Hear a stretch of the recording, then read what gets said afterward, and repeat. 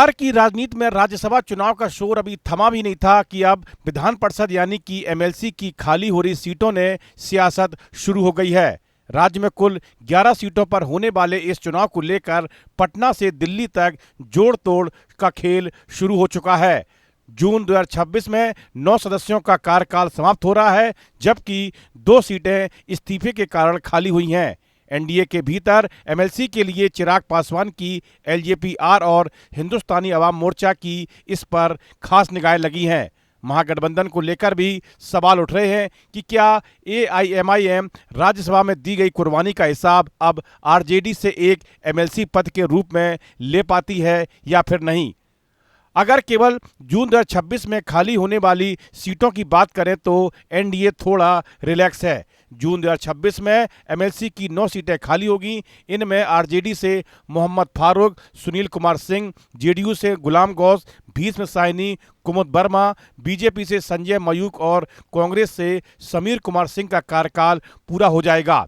इसके अलावा 2 एमएलसी पद का उपचुनाव होगा। एक मुख्यमंत्री नीतीश कुमार ने जो इस्तीफा दिया है, दूसरा मंगल पांडे के इस्तीफे से खाली हुई है। यानी कुल 11 सीटों को लेकर सियासी घमासान छिड़ गया है।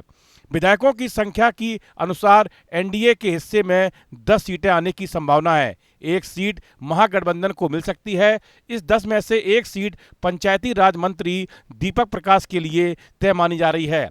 ऐसा इसलिए क्योंकि वे मंत्री हैं और किसी सदन के सदस्य नहीं हैं। एक सीट एलजेपी-आर के लिए भी मानी जा रही है, क्योंकि चिराग के 19 विधायकों का वोट राज्यसभा चुनाव में इस्तेमाल किया गया था। इस कुर्बानी के एवज में चिराग पासवान की पार्टी को एक सीट मिलने की पूरी संभावना है। 9 एमएलसी सीटों पर होने वाले चुनाव की बात करें तो एक सदस्य को भेजने के लिए 25 विधायक चाहिए।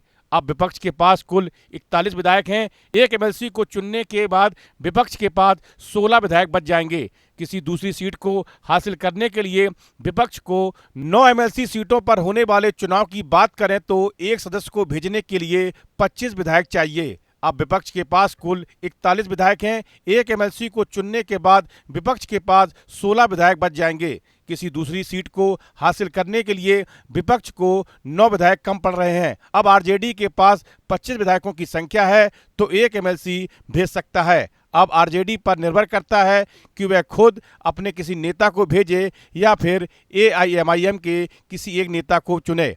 कुल मिलाकर यह एमएलसी चुनाव सिर्फ सीटों का खेल नहीं, बल्कि बिहार की आगामी विधानसभा चुनाव राजनीति का सेमीफाइनल माना जा रहा है। यह चुनाव यह भी तय करेगा कि गठबंधन की असली ताकत किसके पास है और कौन किसके भरोसे की सियासत की गाड़ी चला रहा है। इस वीडियो में फिलहाल इतना ही। आप बने रहिए न्यूज नेशन के डिजिटल प्लेटफॉर्म के साथ।